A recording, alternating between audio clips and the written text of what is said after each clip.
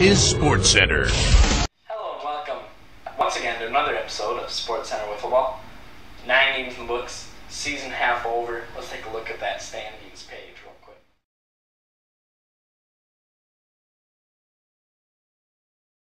This is what Zach Bussman had to say after the previous tournament about. We thought it was going to be really tough out there to get W's, and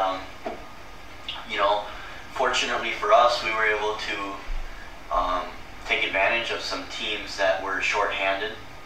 The A's were extremely shorthanded, obviously. They had Devin and Ryan Macklow, who hasn't seen a game this season, was there, but really they were very shorthanded. Yes, as you mentioned, 3 home runs for Eli Hetzel. Was this a fluke, or is this something of signs to come? He had 7 hits, not just 3 home runs, and 2 of those home runs were actually off Devin Nelson. Devin Nelson, who was pitching what I thought was pretty darn well on some of the pitches he was throwing. He was making good contact, good solid contact for really all day against multiple pitchers. I think maybe this is a sign of things to come. We played just at full potential we could possibly play. We played so well this week, and so grateful that we were able to do that, especially with those players being gone. Once we get Jordan back, which he will be back for the remainder of the year, Brandon and Andy, I think we're going to be extremely difficult to beat. Jordan is an all-star player, one of the elite, possibly the best player in the league. It's up for opinion's choice, but it was very impressive that we were able to do this without him. He's our manager. We feel he's the best manager in MNWA. He does so many different things on a leadership level. He's a born leader, just his attitude, personality, and everything, and of course the star power. Let me rephrase the question. Are you the MVP of the MNWA this year? I think so. Alright. Now, I've mentioned 9 games in the book, season half over. Let's take a look at every team across the MNWA. Alright, first off, you have the Buffalo Giants. 8-1 record. Can anybody compete with this team for either the regular season title or the championship title? Absolutely, but the doors are quickly closing. They now have a 3-game lead with only 9 games to go. We're halfway through now, so 3-game lead, 9 games to go. It would look like if the Giants can win another tournament, if they were to win next tournament, they would even gain more ground, and it would be over pretty much for the regular season. As for the championship, as of now, they are the clear. They're playing the best ball right now, and they were able to win without all-star Jordan Johnson or Andy Hartung there. Brandon Trifle's the veteran, so they're definitely playing the best football right now. Alright. Yes, with that said, you'd have to assume that they would be without Jordan Johnson even being present. They're able to take home the 3-0 record. Impressive. Alright, moving on. The Ivanhoe Rangers, 5-4, second place. They have a half-game lead over the Ashby Athletics. Now, according to the standings and records, win percentage, everything, they are the second best team in the MNWA to this point. How legit are those numbers? Are they the second best team in the MNWA? They're playing extremely well. I don't want to say they've reached their ceiling, but they're playing very, very well. Every player on their team's contributing, I think, almost to their full capability right now. So I think when the Ashby A's finally get going and get hot, and Devin Nelson picks it up a little bit and gets his leadership qualities back, I think Ashby A's are actually going to finish second this year in the regular season. I think they're slightly the better team over the Rangers, but the Rangers are playing well. If Devin can become a better vocal leader the rest of the way, I think it's going to be the A's actually. Alright, moving on. The Ashby Athletics, okay, who we just talked about, who they need to hit their stride, Devin Nelson. That brings us into our next topic.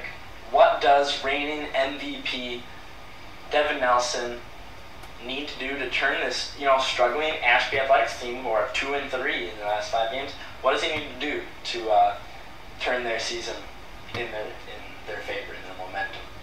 I think Devin just needs to step up as a vocal leader for his team.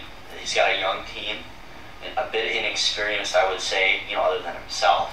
But if he can be a vocal leader and, encourage his players, put them in the correct spots during practices to improve them, and just, for himself, he's playing all right. He's not hitting or pitching, weak, I wouldn't say, but just for his capabilities, he can do so much better.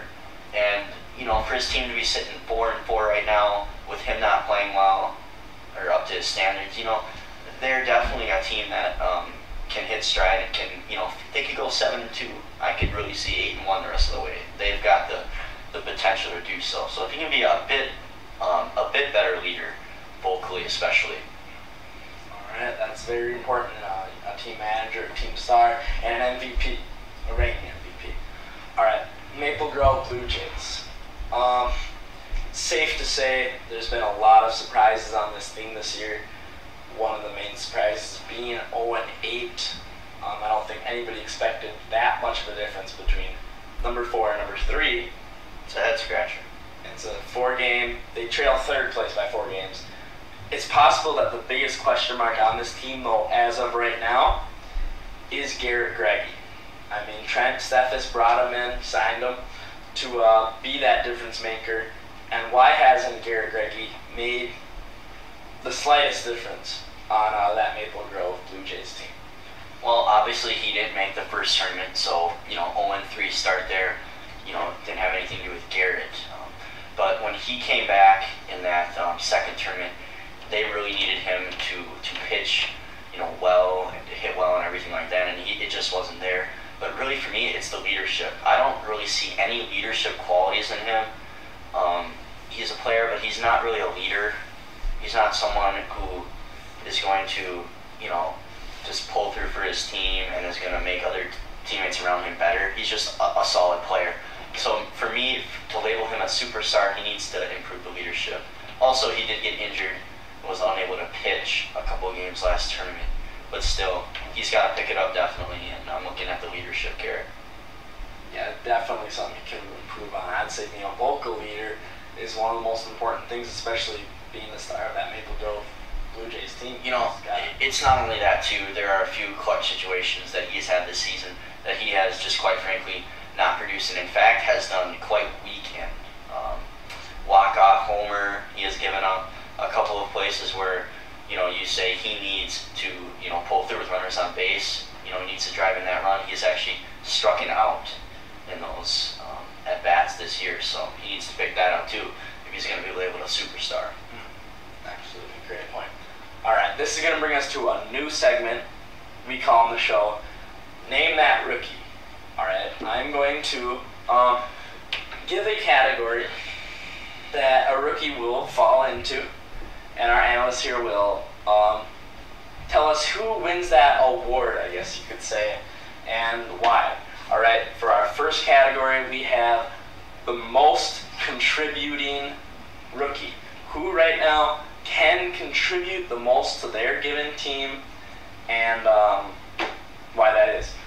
I think it's got to be Andrew Johnson right now for the Ashby A's, just because of his athleticism. He's so athletic, and really, just quite frankly and quite simply, he's the best rookie right now, statistically, and he's just playing some good baseball, some good wiffle ball. All right, throwing baseball in the mix. I can edit that. All right. Next category, most potential. Okay, who's the rookie that has the highest ceiling? Who can get the most better as of right now? I think it's got to be Kevin Knutson. Just simply because he's such a great fielder and has a good IQ for the game. He also obviously expresses great mechanics out there, especially at the plate. And so, he's just got a great sports mind. And with that, you can get much, much better. He's got a lot of potential. Absolutely. This one I think for most people is a no-brainer. Who is the rookie that's in the best situation this year? Who's being placed in the, best situation to succeed and grow? It's got to be Eli Etzel, obviously. He's playing for the best team.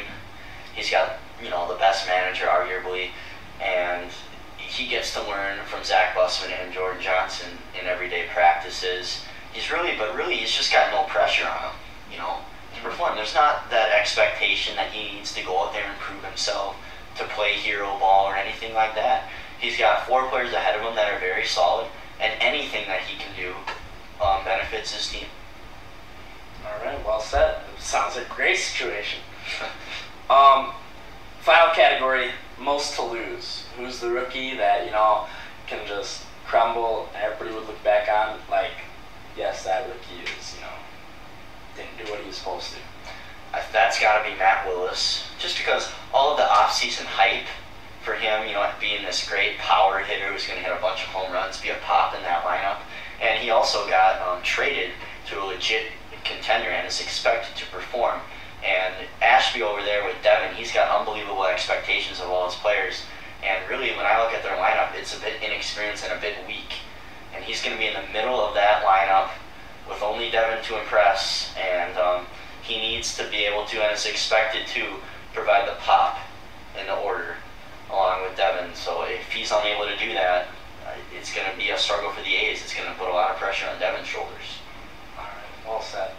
Thank you for taking us through Name That Rookie, first time thing on the show. Absolutely.